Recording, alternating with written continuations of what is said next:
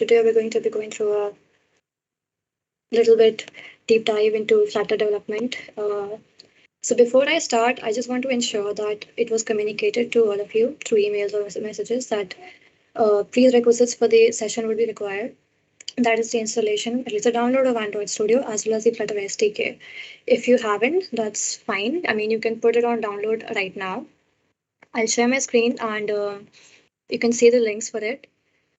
Aaron, can you share the links? I think you have the PPT with you. Yeah, sure, I'll do that.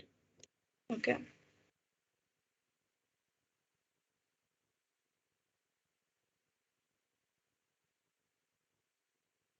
Can you see my screen? Yes, it's visible. Awesome. Okay. So, excuse me. So this is going to be a little guide to Flutter development. We'll begin with a little information about what the installation process is.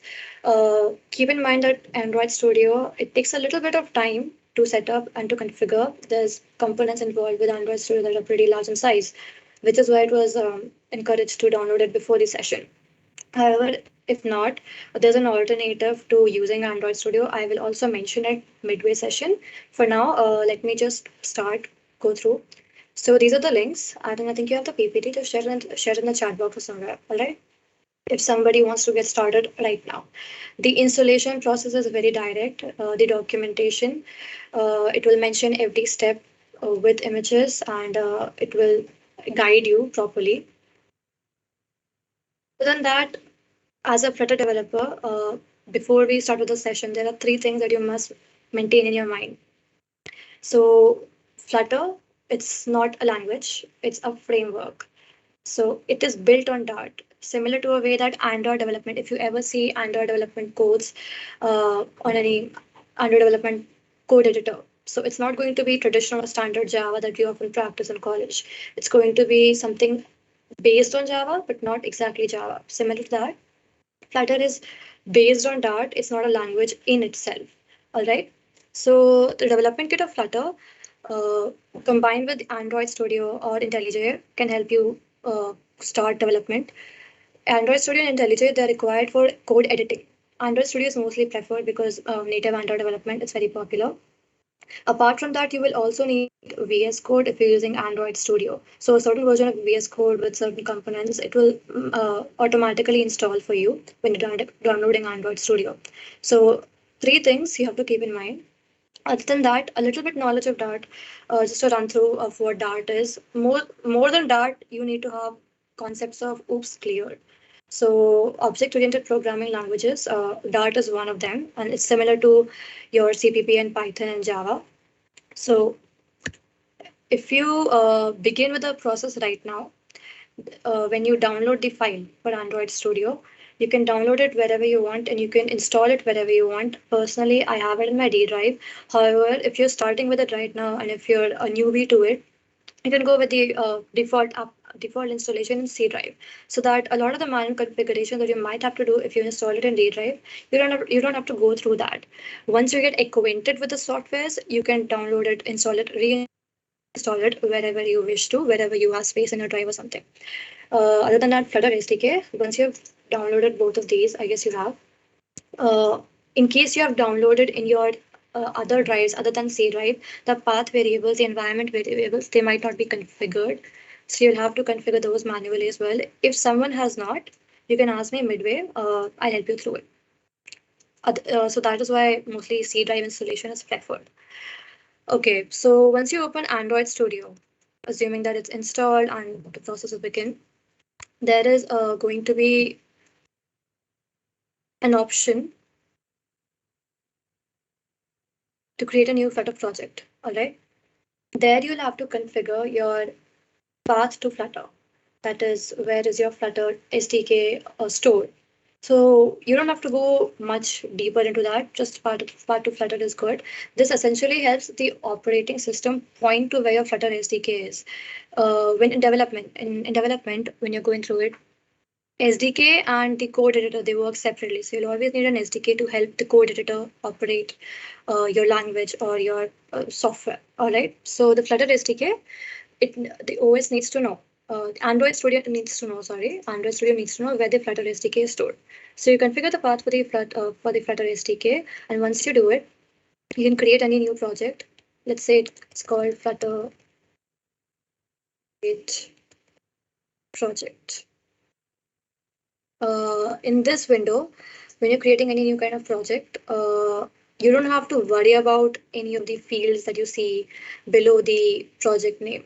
Most of these will be filled in by default, and there's going to be a module name, a module file location, and organization. These are not things that as a newbie you need to get into. You can just start by creating a project on your own and explore how Android Studio and Flutter work together. All right. So once you create a Flutter project and once you give it a name, it will create a new project for you. And on the default side, there will be a code. All right. So this code, it's the default Flutter code for every project whenever you build one. And it's kind of the starting point for a lot of Flutter developers because this code covers a lot of key concepts in Flutter development, at least key basic concepts. All right. So I'll just switch back to my slides and explain a little more about Flutter theory. All right. So Flutter, since it's based on Dart and it's using a lot of features of Dart itself, let's go through a little bit of Dart. It's open source, so that's one really good thing about Dart and Flutter. Both of these are open source. So there's a large community support and there's scope for you to contribute to development of these softwares as well. So it's open source, object oriented. Essentially, that also means that you need to be clear with concepts of classes, inheritance, abstraction, etc. Other than that, data types and darts are familiar. I'm sure you must be familiar. Most of you must be familiar. Numbers and strings, maps, lists, and booleans. There is one thing about Dart. There are no default. You cannot declare an array, so you have to use lists and maps to implement if you want something like an array. In OOPS concepts, Dart also introduces something called, apart from classes, objects, and inheritance, there's something called a mixin. If you're not clear with what is inheritance, it's basically when you're creating your own class and you have a child class which wants the properties of the parent class. So when you're inheriting, uh, there can be multiple types of inheritance. In Dart, just like Java, there is no multi-level inheritance. There are the other three types, single level and multiple, and the other one. But however, mixins in Dart is a new concept, and it's basically combining two classes without inheritance. So you don't have to go through the process of having a child class inherit the properties or overriding any methods in the parent class. All right, so mixins, they combine the properties of two classes, and that's one essential feature of Dart, something new introduced in Dart. It's quite popular when coding with Dart. Other than that, Dart also has no keyword explicitly for interfaces. So you'll have, like, there's no keyword, but you can manipulate what you have in Dart to implement an interface without explicitly using the keyword interface. Some new keywords in Dart, I mean, if you're not familiar with it, error handling keywords, try, catch, finally, block, etc., they're already there. There's something called rethrow in Dart, which is essentially when you need to rethrow an error, it does exactly what you think it might does. And if you happen to use a mixin, the keyword involved with a mixin is with. These are the only 3-4 new things in Dart when you happen to switch from any other object-oriented programming language. All right. And moving on to Flutter, which is based on Dart. Again, it will use the similar features to Dart. Uh, the versatility of Dart and the similar versatility of Flutter is that it's cross-platform. So when you're traditionally an app developer or any kind of developer, there are certain languages associated with what kind of platform you use. You're intending your product to be for. So for Android, you mostly use Java or popularly now Kotlin. For iOS, you would be using mostly Swift. So Flutter, uh, it's one code base for pretty much all the popular platforms out there, including iOS and Android, two of the most of the market share, right? So Flutter, one code base, and it can be implemented in all operating systems, not just Android, iOS, but Mac OS and Linux as well. Other than that, Flutter also allows web apps, so even your web development side is pretty much secure. Second feature, very important feature of Flutter is that it has null safety, something called null safety. Null safety is when it does not allow you to initialize anything with a null value. So a lot of the time when in development, it goes for the compiler and the software. I mean, when testing, it goes into whether something's null or if something does not have any kind of invalid value, right? So it has to check for that first. So this process, Flutter, it does not even allow for that. You don't have to go through that during development. So null safety of Flutter plus that is cross-platform, it makes it super popular. Other than that, Flutter again open sourced, so there's a great deal of documentation and a great deal of community support. You can offer it and you can get it. So when you begin with Flutter development, there will be a lot of support for you, and it will be easy to jump into as well. Uh, Other than that, if you plan to maintain yourself with Flutter in the future as well, and if you want to build a project apart from today's session, if you want to build something much more and add to what we are going to build today, you can use Firebase, something called Google Firebase, as the backend side. So Flutter is mostly on the front end side. For the backend, you can use multiple tools and technologies. Google Firebase is super easy to implement and integrate to uh, to use Flutter for backend and server side. Other than that, of course, professionally in organizations, mostly MongoDB, Node.js I use. For a personal perspective, I'm talking you can use Firebase and implement what you learned today and extrapolate into something much better so that you have something to show in your projects, list of projects. All right. Okay. Now, Flutter is something. It's based on a widget. Okay, it has the ideology of widgets. Now, what are widgets? It might sound like a new term, but widgets are simply just classes. When we are creating any kind of normal classes in any other object-oriented programming language, we give it a name and we give it the declaration that it's a class. And we define data members and methods inside the class. So these are giving properties to the class, and then we can create objects of the class or we can inherit it. These kind of features in an object-oriented programming language make it super useful. So, utilizing Dart's object-oriented programming concepts, Flutter also has widgets.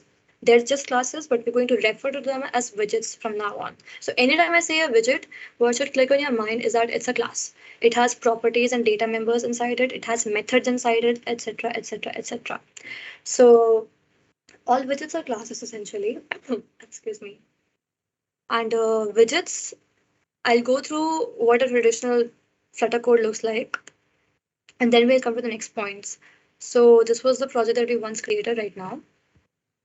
All the yellow keywords you see with the capitalized titled text, these are all widgets in Flutter. Okay, so it's a code editor. Android Studio is a code editor, and it helps you navigate and fulfill your code, autocomplete, etc. So it's useful in that sense. It can help you differentiate between the wordings you have in your code, right? So the yellowed ones, my app and material app. Okay, can I? So material app, theme data, my home page, all of these are widgets. This is the characteristic of a widget while coding in Flutter, coding using Flutter and Android Studio. Um, Wait, I'm being asked to zoom.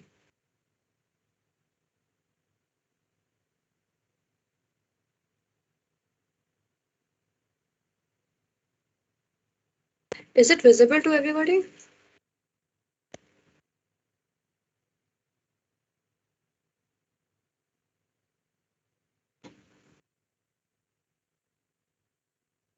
It is. Yes, it is. Okay. Um, so moving on to the widgets. Chat is disabled. Okay. Aiden, I think you can enable the chats, no? Yeah, we're working on that. All right, whenever it's feasible.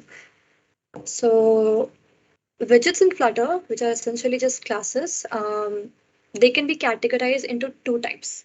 We'll go through how these categories come into existence as well.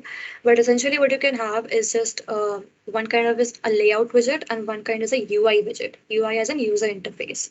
So a layout widget is what it does is that it helps align or lay the screen or position elements of the screen. They don't have a content of their own. They're just there to position and build. The UI widgets, on the other hand, they provide the content to you. So they can be if you want a text or a button or a text on a button. Those are your UI user interface things, right? And the thing with Flutter is that it can have layout and it has layout and UI widgets as categories, and they are complementary to one another. They have to be used hand in hand. You cannot uh, put one out, put one kind of widget out, and expect that the application looks something easy to use or is a a product of putting out in the market. Now, Flutter has been developed, the framework, the structure has been developed in a way so that it is easy for developers to be able to create useful and easy to navigate applications. So there would be by default in Flutter widgets, they are from a developer's perspective. All the widgets available, they are built in such a way that it is easy for a developer to code and easy for a viewer to understand as well. All right.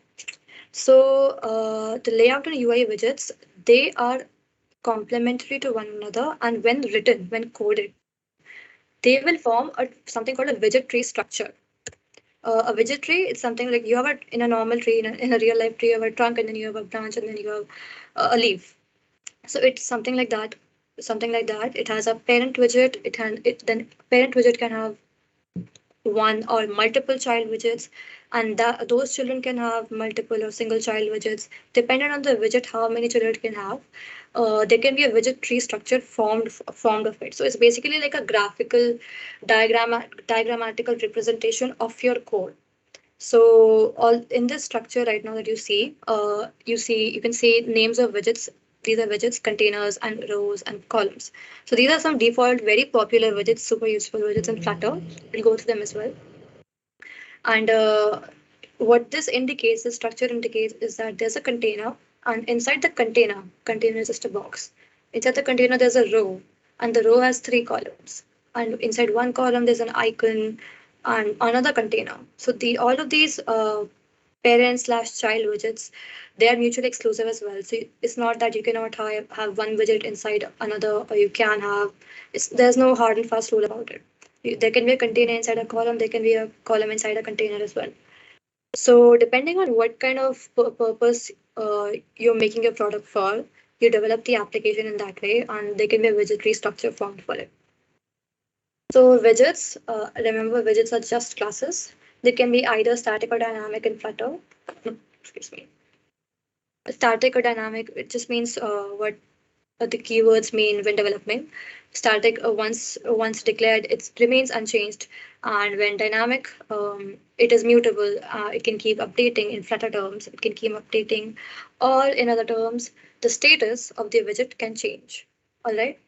So again, as their classes, you can also create your own widgets, custom widgets, depending on what kind of use you want. You create these custom widgets using the available widgets from the material library inside Flutter. Okay, so a little bit about the UI widgets. As I mentioned, they are the ones that provide the content to the application screen. And you can have a text or a button or a tab. And these these widgets, because they're classes, they will have parameters inside of them. So if you have a look inside one code, a little bit of the code inside this default Flutter application. All right. So there's going to be, let's move on to one common one, a text widget. So a text widget has a parameter where you can add some kind of string. This is something referring to a string. If you scroll up above, widget.title is a string declared over here. So when it's referenced here, it will fetch the value of the string title and display it. We can have it live, working live in front of us using something called an emulator.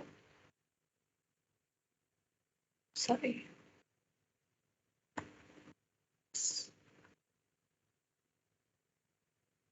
Okay. We have a default Flutter code right over here, and if you have Android Studio open in front of you, you can run the application using the run button on the top toolbar. And what it will do is that inside the emulator, it will provide the screen what the product screen should look like. So right now it's building. It takes a little bit of time because Android Studio is a very intensive software. Until then, let's just go through the code, default code as well. So there's a text widget inside over here. You don't need to worry about what's around. Let's just have a look at the text widget. There's a string. You have pushed this button this many times, etc., etc., etc. The string could be anything. We'll manipulate the strings once the project is built or loaded. The text widget, so it's providing some content to the screen, and the text widget will be contained inside some other widget as well, so that it has a position, it has some kind of layout, it has a place to be at. All right.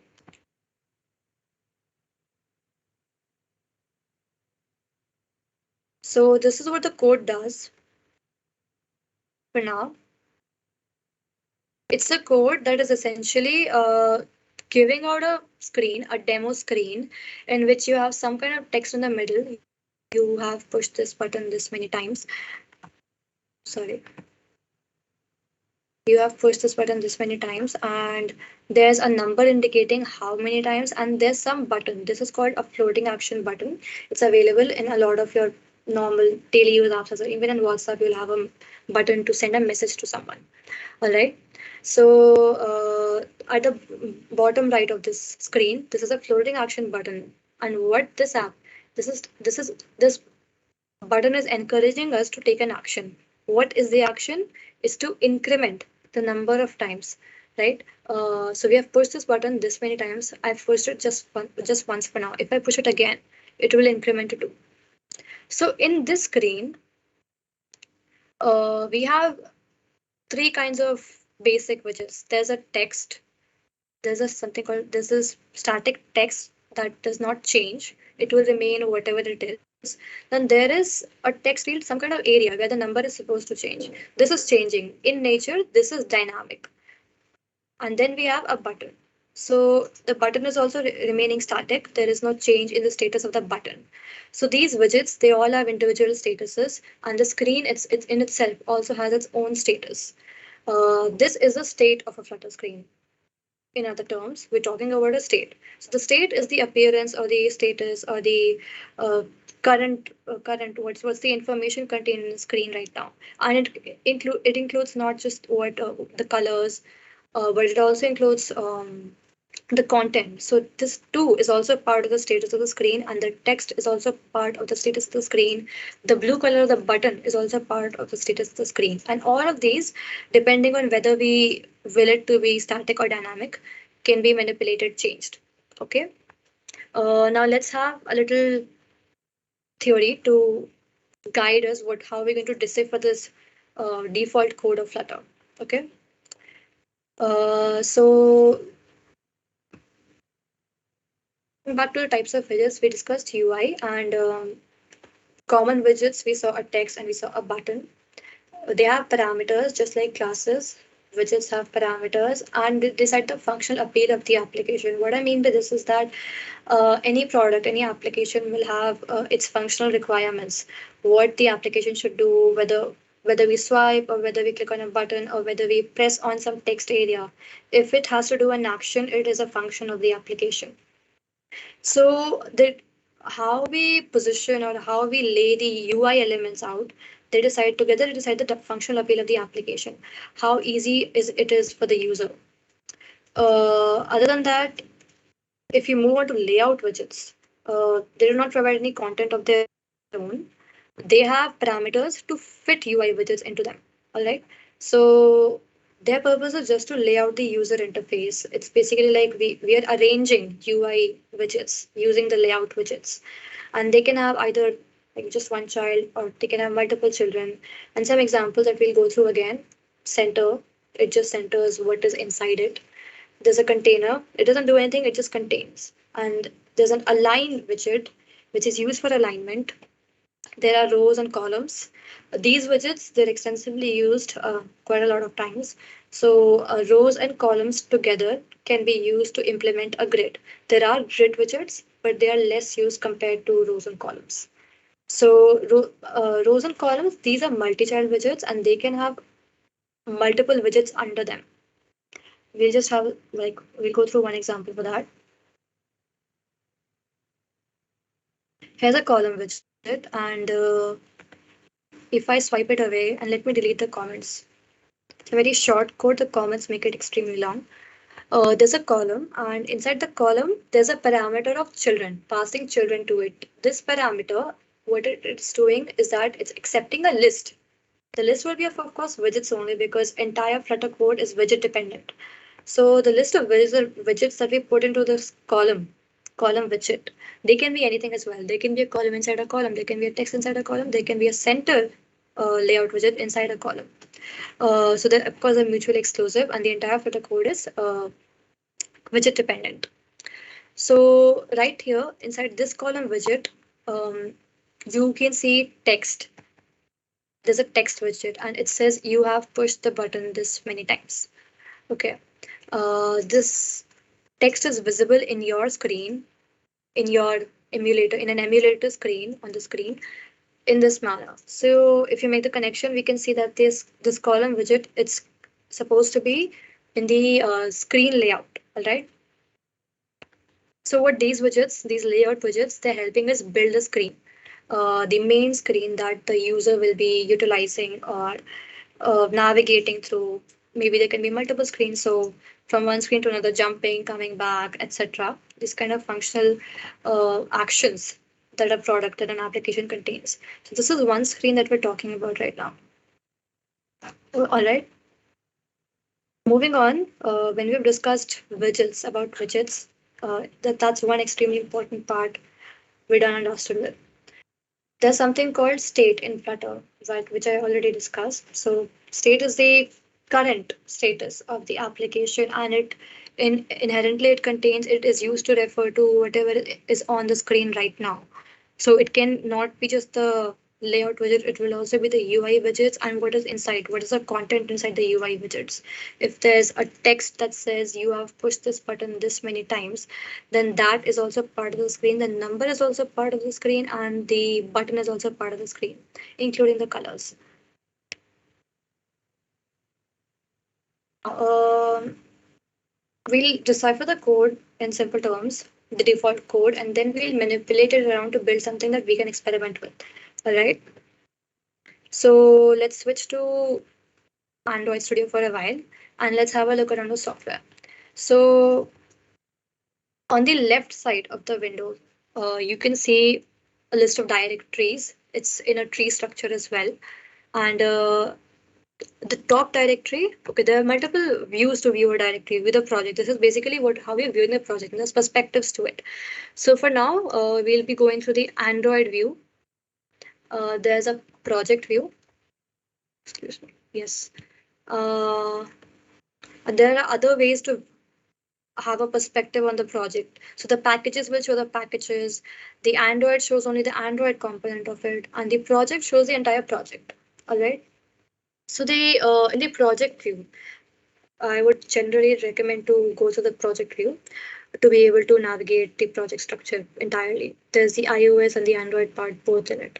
So the top directory, it contains the name of the project that we have done. So we have named it Flutter Create project for now, right? And inside the Flutter Create project directory, there's going to be other kinds of directories.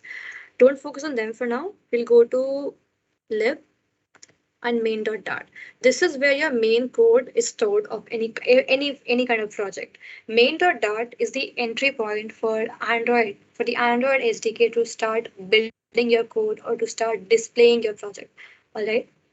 Uh, And if you right click on main.dart, you can see multiple kinds of actions that you can take with respect to this file. So you can run this file. It will run. Of course, we've already run it. Okay, it will run again because we built it again, basically. So when we run this file, when we run this main.dart, or when we run any other kind of file that we want to view the screen, it can be named anything other than main.dart as well. So when we run it, what we're doing is we're building the project. All right. Either you use the GUI, the button here, or you can use it command line, flutter run, and it will run. It will do the same thing. So the GUI button run main.dart. It will run the project. What it will do is it will start building the libraries and the packages that this Flutter application has. It will start collecting them and it will start compiling the code to be able to display it on the screen. Once it's done doing that, as it is done doing here, it will display it on the emulator and on the emulator. Now, when you're developing, um, it's a very useful tool so that you can see live changes that need to be reflected while in development. There's something called a hot reload. So this hot reload button, what it does, it is that it rebuilds the application. Now you see that building an application takes a little bit of time because of course Android Studio is a very heavy software and the code in itself is pretty intensive. And if you have say a little bit of old processors, then it will take even longer. However, the hot reload button is that it rebuilds the application and only brings in the changes where the changes have been brought. So only in the widgets classes where dynamic changes are possible. All right. So when we click on hot reload, it will rebuild, but it will only reload what the changes have been brought into the application, into the state of the screen. So right now, we have a screen, and on the screen, there's the bar. It's called the app bar. It says Flutter Demo homepage. Okay, we're going to manipulate that. We're going to play around with it maybe. Let's look for it. Where is it? Right here. Okay, let's say it wants to say Flutter Create. Once we click on hot reload button, this Harry Potter electricity symbol type, it will reload the application. It will reload the emulator, and you can see the changes brought into the emulator instantly. This is extremely useful in times of development because you do not have time or even the space, memory to keep rebuilding an application. So the hot reload tool is a plus one. Um, After you rebuild the application and you can like see through the changes and all, right? You will notice that in the entire code, uh, there's something called stateless widget and something called a stateful widget. Now, these might sound like new terms, but they're the same thing as having a static widget or dynamic widget, just flutter terms for it. So a stateful widget is one in which the status can be changed. And a stateless widget is one in which there is no requirement of any change. All right. So what we're going to do, we're going to use some of these widgets and create something of our own. I'm going to completely delete this, comment this out. Okay. And now the number one thing to start with, first of all, is that when developing in Flutter, you need to import the material library. The material library is a collection of widgets where from which you can bring in your rows and columns or design UI elements, everything. So it's pretty useful in development. Flutter is basically known for creating, it's its target line to be able to create beautiful apps pretty quickly.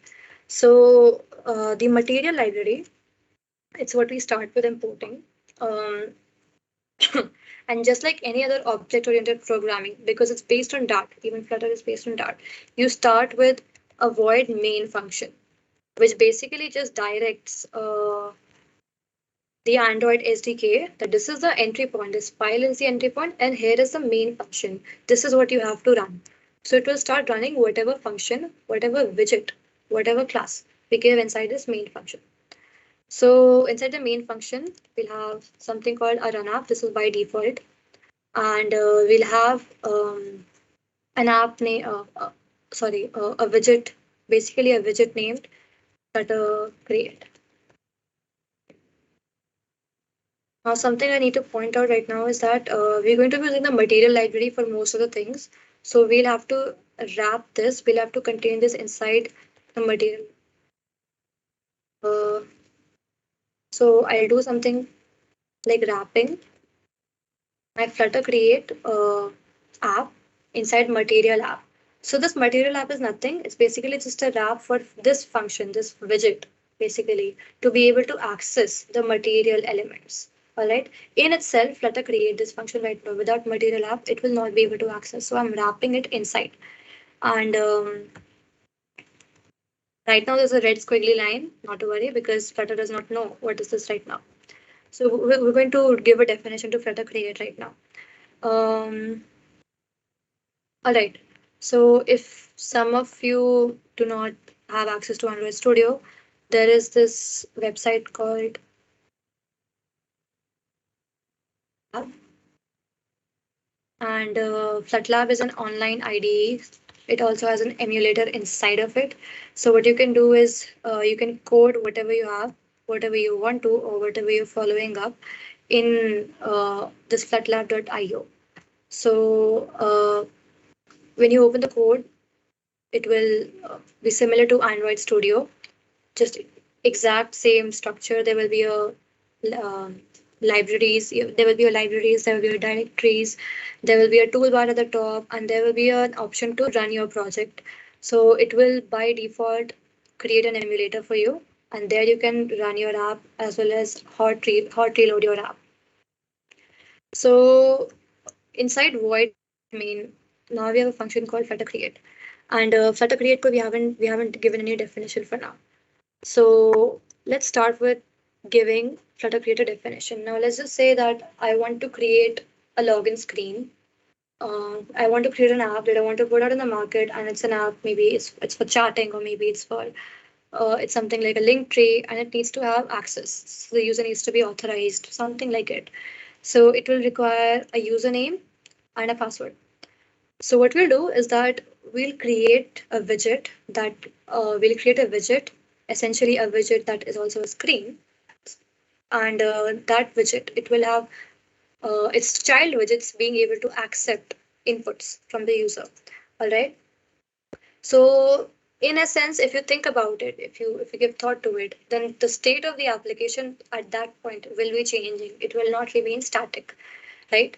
Because the user will be entering their username or password, or they'll be clicking on some button and there will be some kind of change. So, in essence, that screen, the login screen, will not be static. There's going to be changes and there's going to be updates in the screen, either from the user side or from the server side. Something needs to change, right? So, we'll be using the dynamic properties of Flutter, that is a stateful widget. All right, and the shortcut for that is it's just writing stful. If somebody missed it, I'll just do it again, stful, and by default, Android Studio will create a stateful widget for you. Again, a widget is nothing but a class.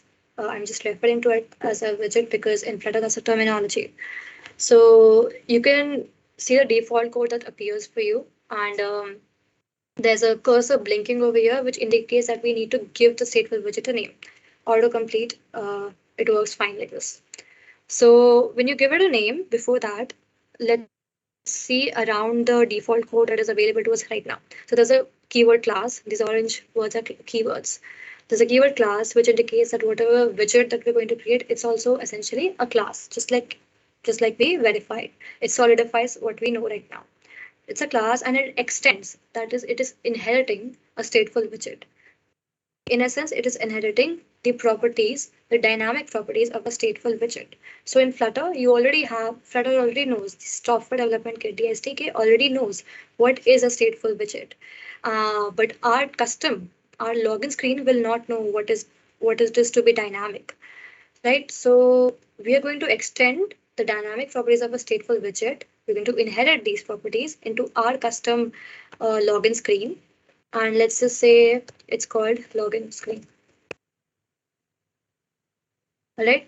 So as I typed this, you might have noticed that already it started also auto typing. It auto filled the other spaces that require the presence of the word. So essentially, what this is doing is that it is inheriting the dynamic properties of being stateful, of a widget being stateful, and there is going to be this is not going to be something with this part is not our focus. Our focus, where we're going to write any code or any code that will be reflected on the screen, is going to be the second part of the stateful widget. So this second part, um, let's focus on this one for now. All right. So this login screen, we want that there should be some kind of input boxes and a button, let's say. All right. Inside this login screen class or widget, I'm going to add a few more widgets. Let's just add a text for testing if it's reflecting properly. Hi. Okay. Mm,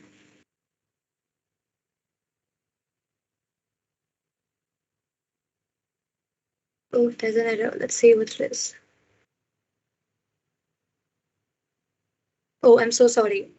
I was supposed to create the Flutter Create uh, widget, but I created something called a login screen. We'll just rename it to login screen for now.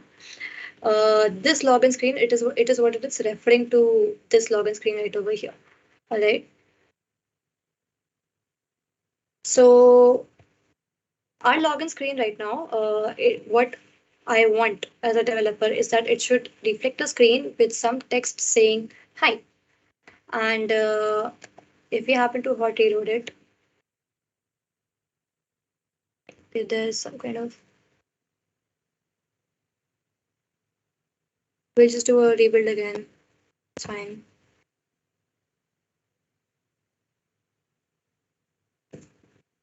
Until that, until the time it reloads, um, let's go through some other widgets that the container can have.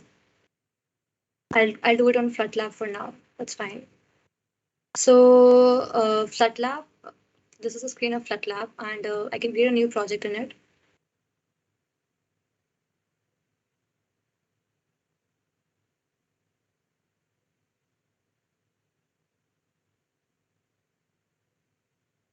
And here I can see whatever I have created for now, etc., and things about it. So I can navigate FlutLab for those who might not have Android Studio. You can navigate it over here, and you can access it. And you'll get a similar screen to Android Studio. There's a left on the left front side of the screen. There's uh, a directory structure, and in the middle you have the code, and in the bottom you have a console. So this is a default code. Again, just like Android Studio gives you a default code for Flutter, this is also a default code for FlutLab. And once it's there, once it's building, you could see that you could build the project as over here as well, and it will build whatever the code contains. So while FlutLab does this, the important distinction between FlutLab, using FlutLab and using Android Studio, is that it's just an online editor, FlutLab, and it will not have the full functionalities of using an Android Studio. So FlutLab is a little for if you are a newbie and if you want to test something in seconds or something, it's for that. Otherwise, Android Studio is generally preferred.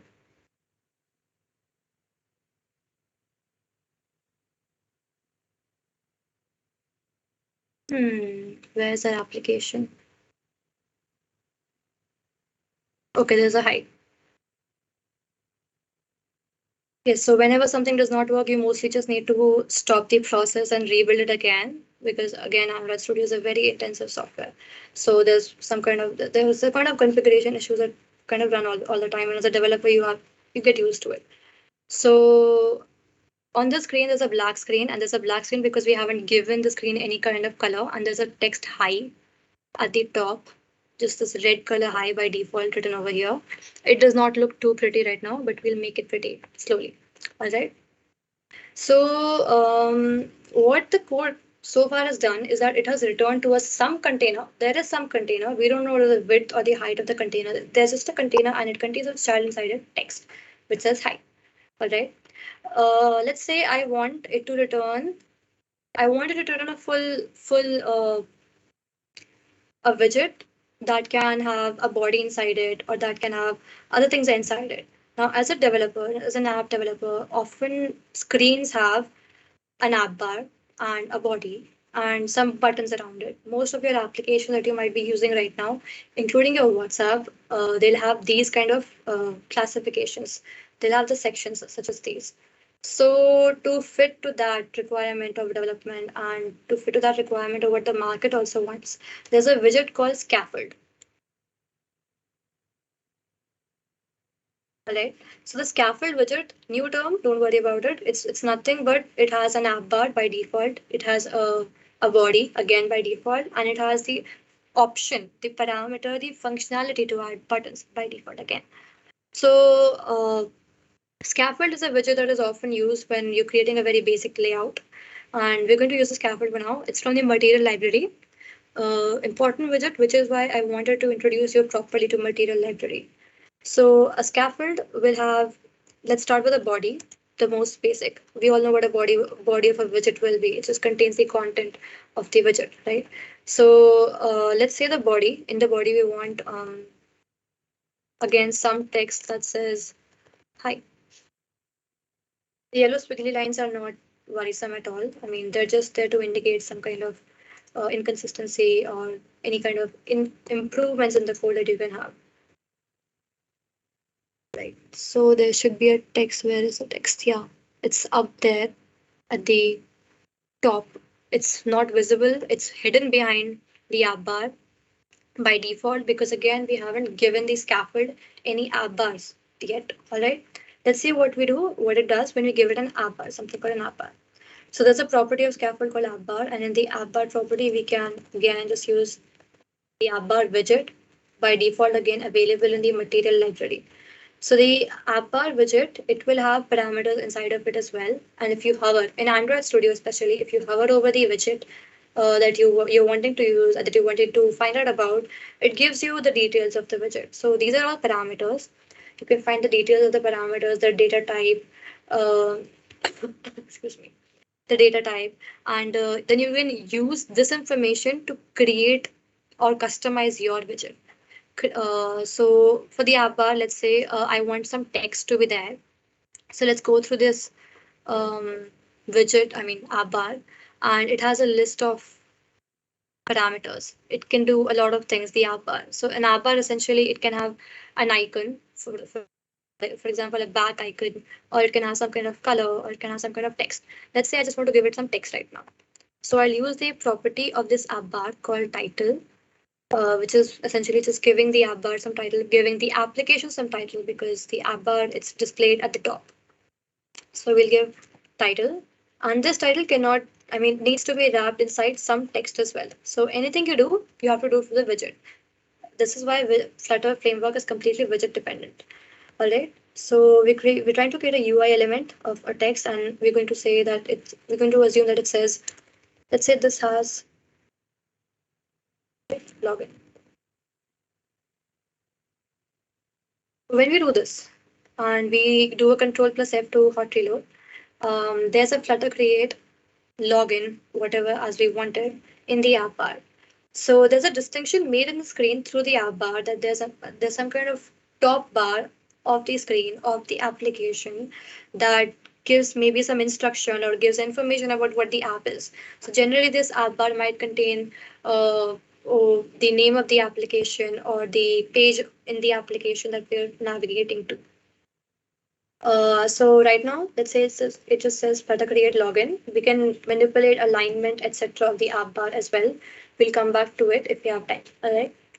So we gave a basic app bar title and it's colored by default Flutter's blue. This is the default shade of blue in Flutter.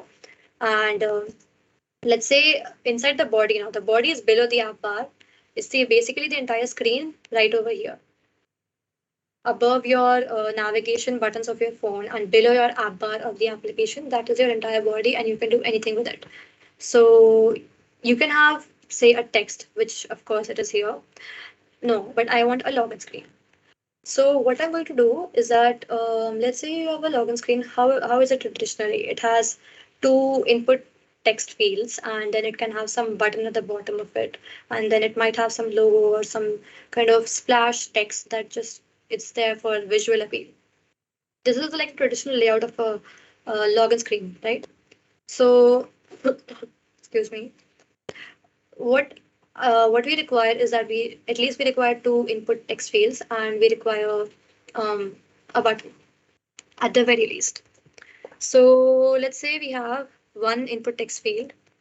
Let's create one text field, and it will be done using a text field widget. And this text field widget, it can have multiple parameters as well.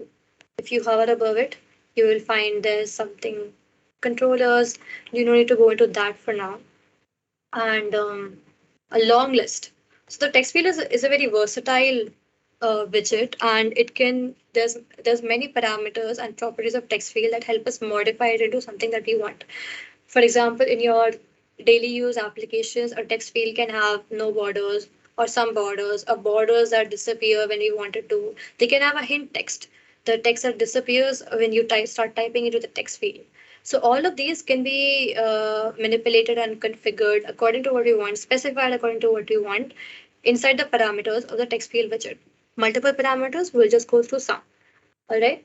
So the text field over here, I'm going to say that it has some kind of style, text style. Style of the text field will be configured using text style. And here, let's say I want the color of the text to be uh, colors library. Let's say I want it to be, sorry,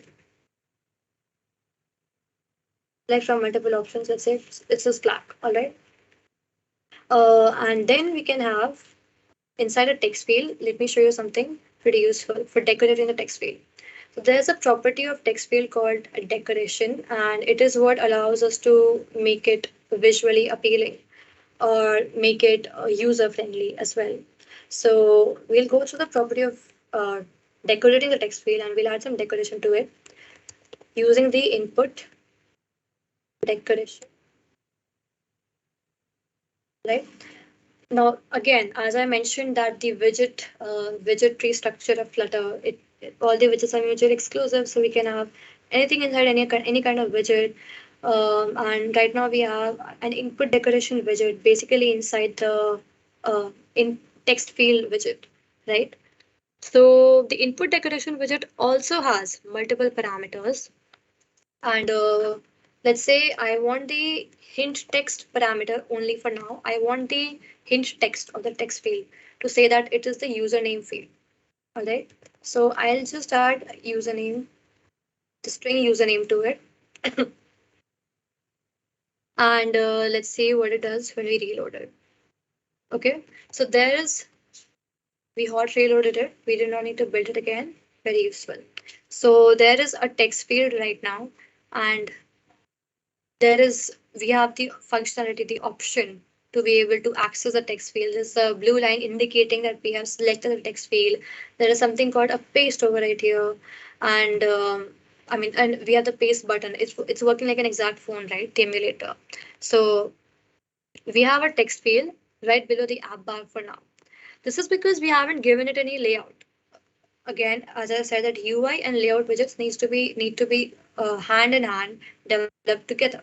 So right now it's at the bottom of the app. It's below the app bar because by default the body is starting from the top of the screen, below the app bar at least. So it took the first place that it found below the app bar and it put my text field there. However, if I want it at some other place, I can manipulate it using some kind of layout widget. And right now I'm just going to have a center widget. All right. So what I need to do for that is that I need to wrap it with center so that the properties of center, they are in a way mixed with the properties of text field. So whatever is inside the center widget for now, it will be centered, completely centered. As in the body right now, This is the body area. The center of the body will be somewhere here. So this is where it will be supposed to be. So once I reload this, it will come to the center. It's starting from the center, it's come here. Now, again, this is not exactly functional or useful right now because we need at least two input fields to be able to validate any user and at least one button to be able to do something with the details that we have provided, right? Let's say that we have the center widget. Other than that, what I require is that there's another text field. Now, the thing with scaffold's body is that it can have one widget inside it. As I was talking about layout widgets, etc., I said that there's two types. I mean, they can have either single child or multi-children, like multi-child. So there are certain widgets that have only one child possible for them, and they have certain widgets that only like there's multiple children possible for them. And you multiple children, what I need right now is like I need multiple widgets inside my body. So what I'm going to do is let me just replace center with column instead. Okay, and I'll just wrap this with a column instead. So code editing functionalities, it allows quicker development. So I wrapped it with a column. Now this will, it will, right now it will not do anything specific that can indicate that a column is being used. It will just shift everything to the top again. You want to see it? See. That is because we haven't given any layout to the column as well. But we'll come to that later. First, let us define our input fields. All right. So we'll have a text field. We can have another text field that just says password. And we'll obscure the password because, of course, so there's a property of text field that allows us to obscure it, and we'll set it to Boolean value true. All right. The yellow lines, they're not to worry about them, just to make the code better, more readable, easier to compile. All right. So once we hot reload this, you have two input fields. You have a username and you have a password. Now let's move on to having a button. All right. So something needs to be done with the information that we have right now in our input fields. And here you have a text field. Here you have below the text field, we'll define another widget. Let me just remove this first one. Yes. We'll have a button, elevated button. I'm going to use something called an elevated button. It's a button by default that has some kind of elevation below it, just to add some visual style. All right. So the button, this button, it can have one child as indicated by its default properties. These are mandatory. So Android Studio added it for me by default. If I was using an elevated button, say on FlatLab or any kind of online editor, it will not add it for me by default because of course code. The point of a code editor is to make it easy to code, right? So elevated button, I'll add the property of child and on pressed. I'll go through these. So the on pressed is exactly what it does. When the button is pressed, what kind of action needs to be taken? What is the action that needs to be taken? This is what we're going to be defining here. It's not some word, it's a function.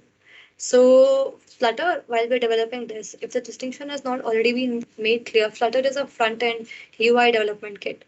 And on the back end, we can have multiple types of different tools and technologies. However, if you want to have a function associated with the widgets, with the front end development widgets, they need to be coded in Dart. So I can have any kind of functionality associated with the on pressed button, and it can navigate. Say it wants to navigate to some other kind of page. It wants to navigate to a home page. We'll define that later.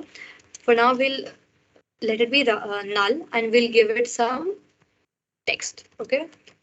So this text widget, essentially it will fall under elevated button. If there's a widget tree diagrammatical representation, there will be an elevated button and under it a text again. So this text, it can say login now. All right. What? Okay.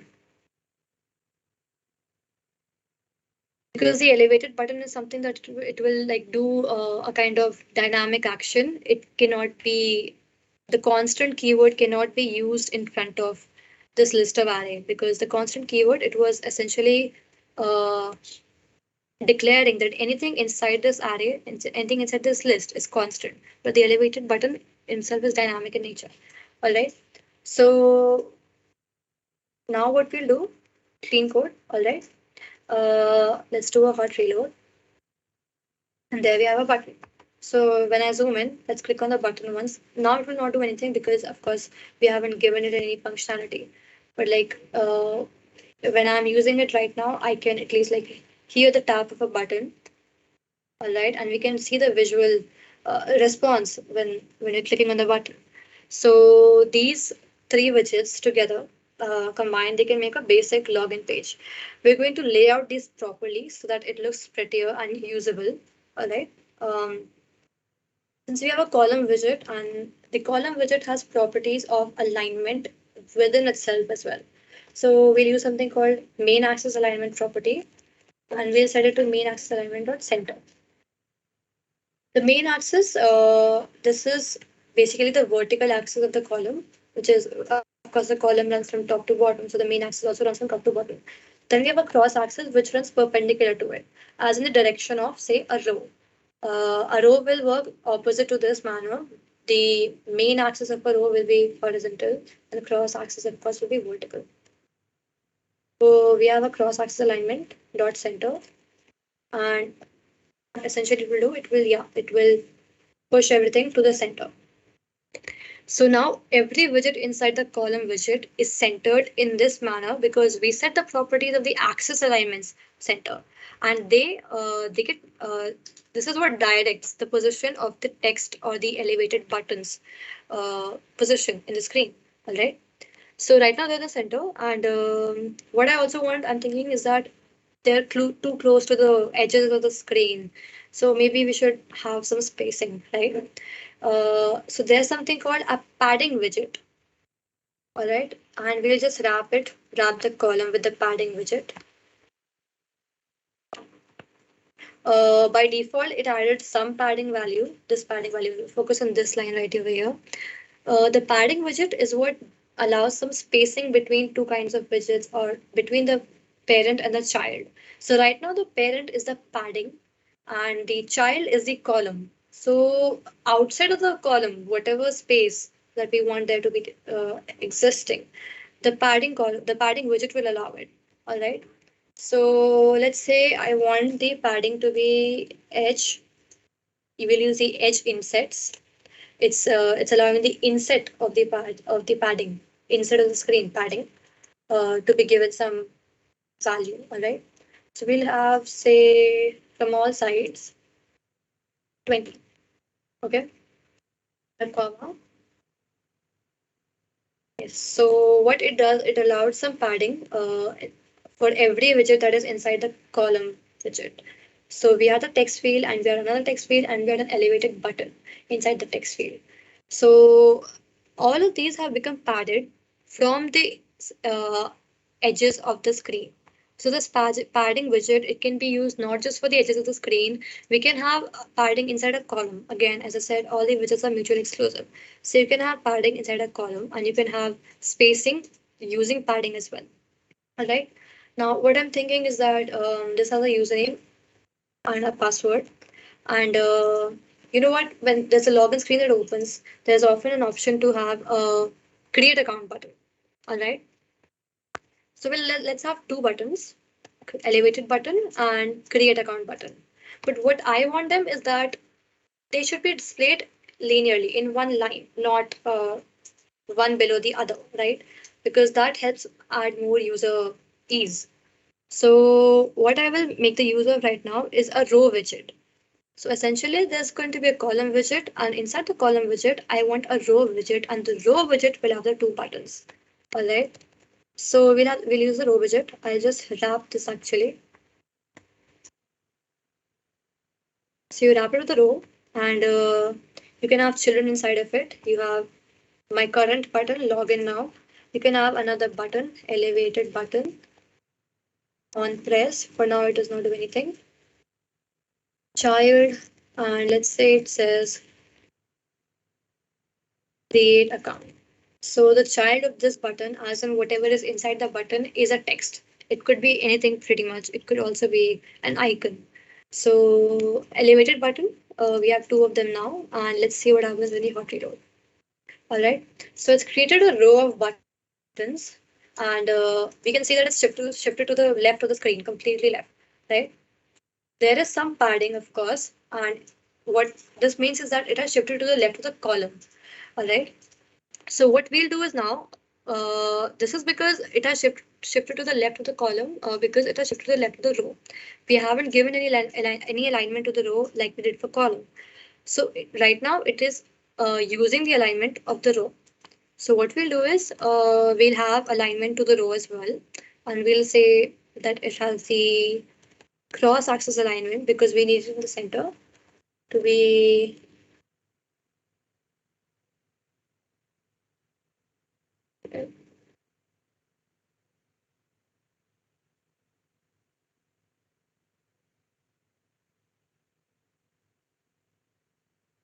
correct.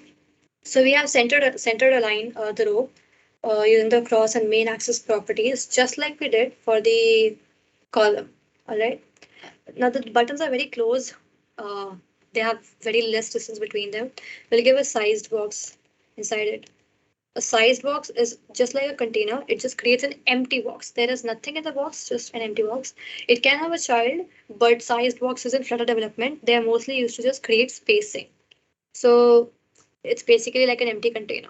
So we'll say that it has the width of, I want it to be some pixels wide. So I'll say it has the width of say 20. Now it should create some spacing between the two buttons.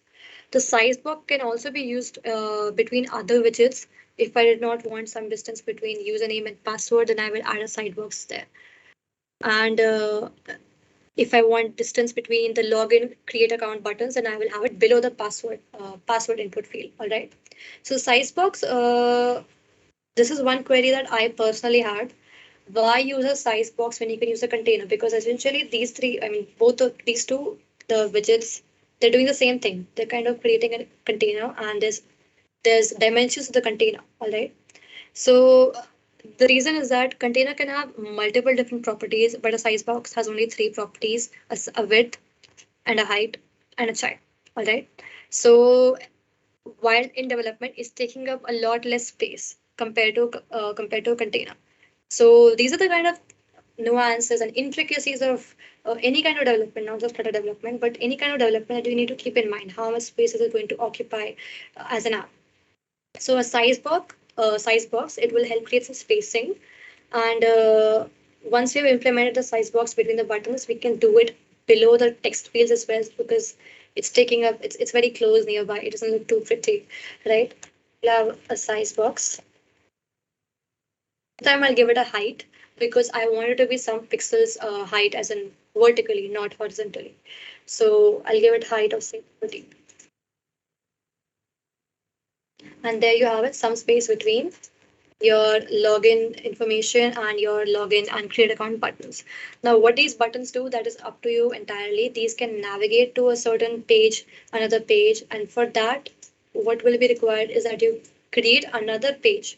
This is one page. This is main.dart. This is what opens when you click on your Flutter run. When you use the command Flutter run, or when you click on the run button in your toolbar. This is just one page, and you have to create other multiple pages for a full wide application. All right. And these buttons or any kind of actionable instances in this application, they will help you navigate to other pages. That can be true. That can be part of some like a little bit of advanced concepts that will go through the concepts of routing. So if anybody wants a keyword, I can add it to added to the list of things that have to be done when you professionally pursue Flutter. You have to know routing. So right now, what we have is a basic screen, and let's say we want to manipulate a little more, and we want some text above the text field that says what kind of app is it. So now a text that says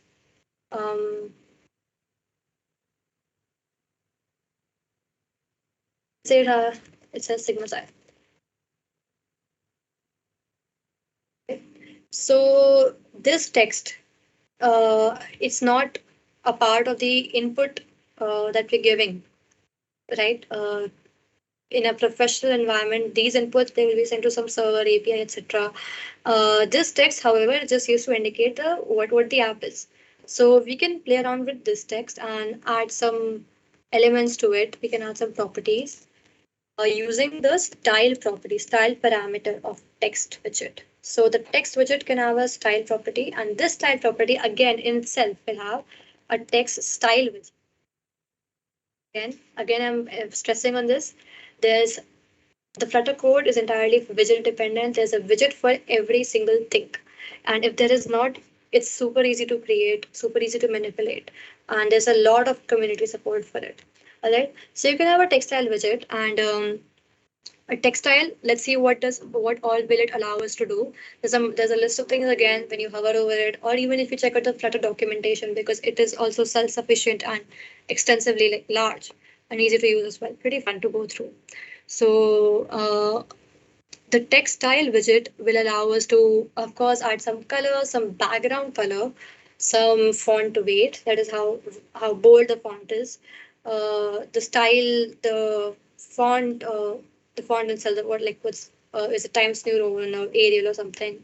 The size and other kinds of lots of kind of things. You can even define a height to it. You can even define the letter spacing or the word spacing. How much spacing do you have between the characters? All right. So we'll just say for now, textile. It has a font size of say 40. It looks big, nice. All right. We'll add a size box because of course it's getting too close to the input. It has 30 pixels height.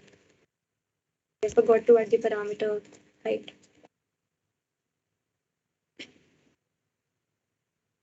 All right. So it has added some sized box between the text and the text fields. So this is like a sufficiently spaced application for now. And around the same idea of having text widgets and buttons and manipulating the colors and the structure of rows and columns to even create multiple. You can have inside the row that contains a login and the create. That can also have a column inside of it, and then you can have a series columns or buttons. Whatever you want to do, you can use it. You can do it manipulating the wide array of widgets that you have. So for now, this will be it. This is a basic introduction to Flutter, some basic widgets, and you can create login screens, you can route, you can navigate, and you can use Firebase as a backend and server. Uh, Now, here's a personal project that I definitely did on my own once I got started with Flutter. This is just a personal recommendation that you could start with because it will also introduce you to different kinds of concepts in Flutter, apart from routing, not just routing. You can make it like extensify the code base into a much larger idea. All right. So I'll just go back to my PPT and show you.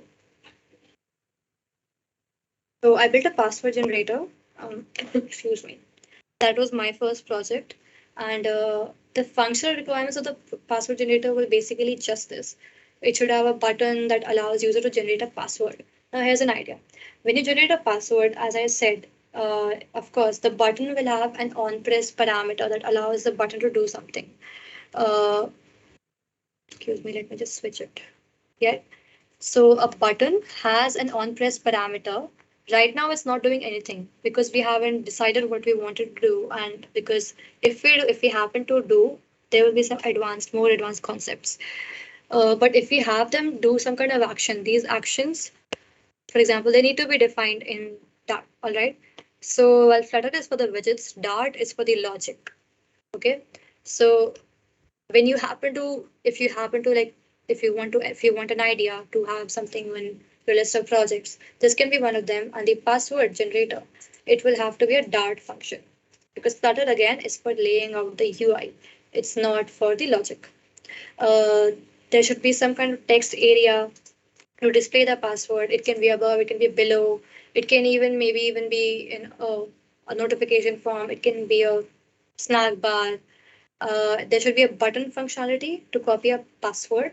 Of course, once you've generated a password, the aim of the project will be to that the user can use it. So there can be a button functionality to copy it. And there should be a snack bar to indicate that the action has been taken. If a password has been generated, there can be a snack bar that just displays but password being generated, or a snack bar that indicates password copied. All right. So introduction of important widgets in that project will also be, of course, scaffold you've been through. It has the distinction of an app bar and a body, and there will be buttons. Whatever kind of functionality you want to add to it, you can have a functionality to log the passwords and save it. These passwords can be stored on the client device. These passwords can be stored on the server. That's up to you entirely. The more you explore, the more you learn. Then they'll have stateful and stateless widgets.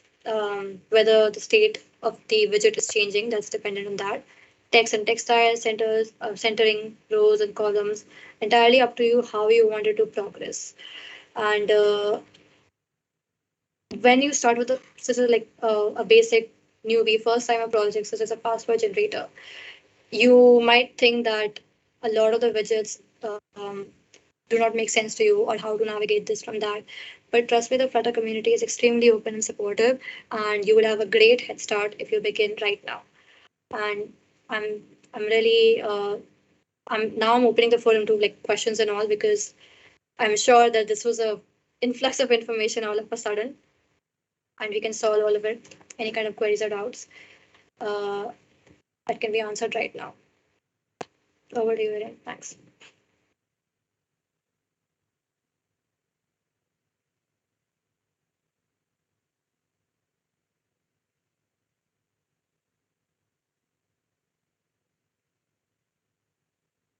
Hello.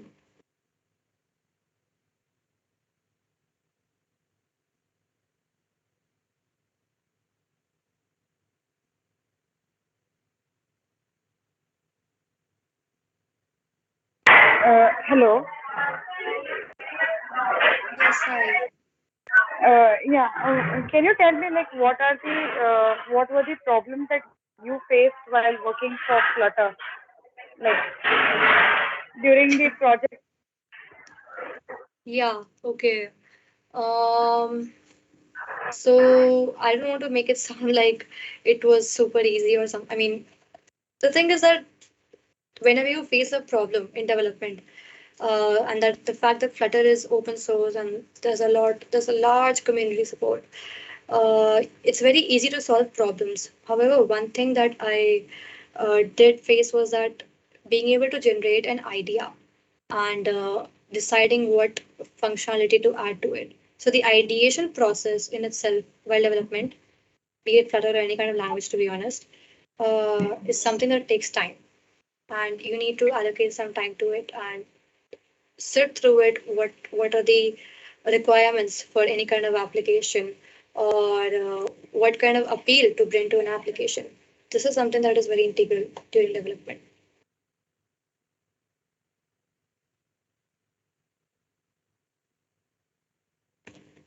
Yeah, thank you, Rujul. We also have questions on the Q&A side of things. If you could open up Q&A. All right, yeah, I see it. That's open.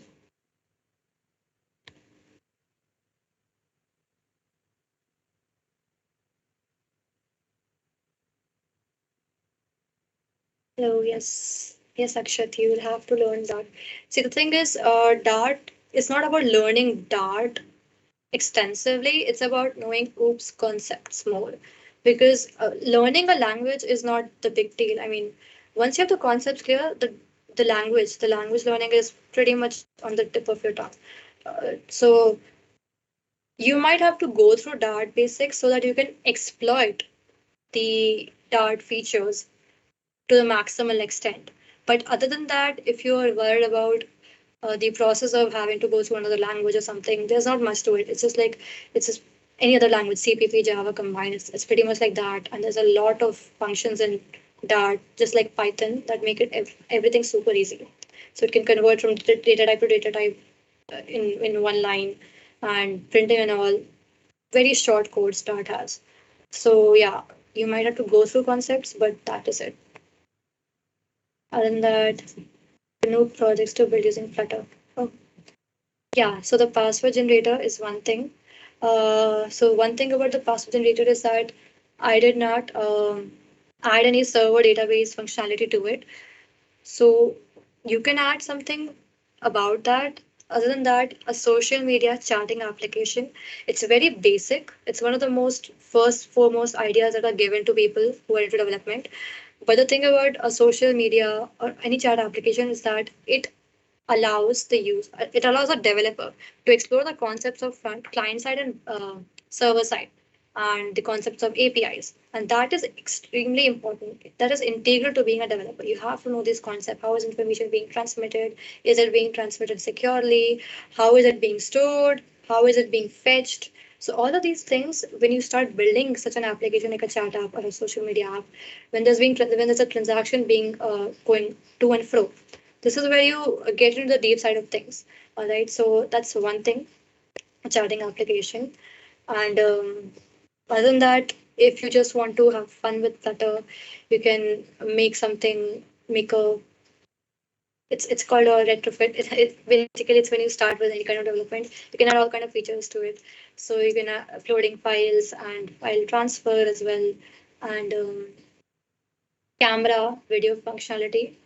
All of these are super easy in Flutter. There are third-party libraries um, contributed by people exactly like you and I. They develop these libraries, put them out, and users use them. So, a great perspective of open source programming. You can use these libraries to integrate camera and audio and video functionalities, animation, texts, a lot of things you can do with Flutter. It's like Python. There's pretty much everything involved from the development side. And that would be it. Thank you, guys. Over to you.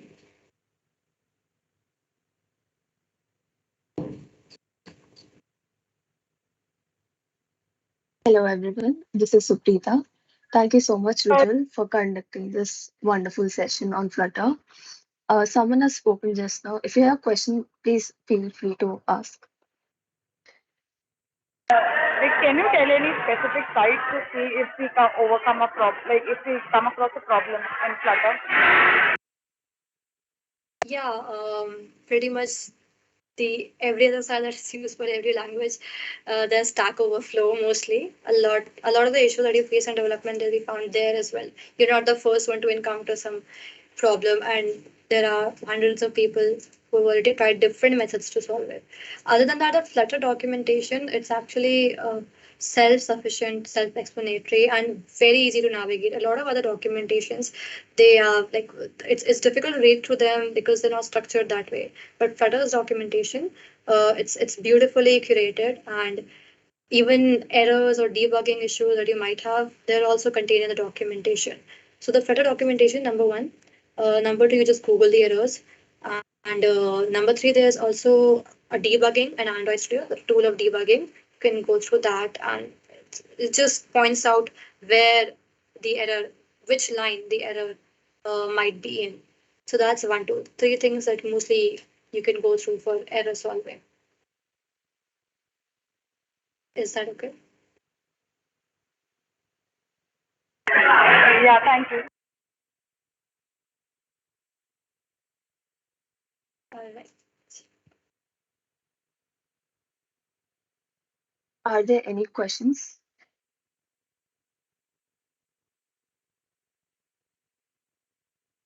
Okay, so thank you so much, Rujul, for conducting this wonderful session on Flutter. I hope all participants in this meeting have enjoyed the session and gained good knowledge on this topic.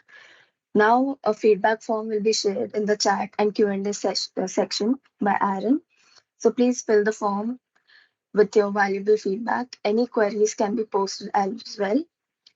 Please scan the QR code so that it's accessible for feedback form and 2CC attendance. People who are part of 2CC program, please scan the second QR code shown here or fill the form for your attendance. Once again, thank you everyone for attending this session. We'll end this meet now.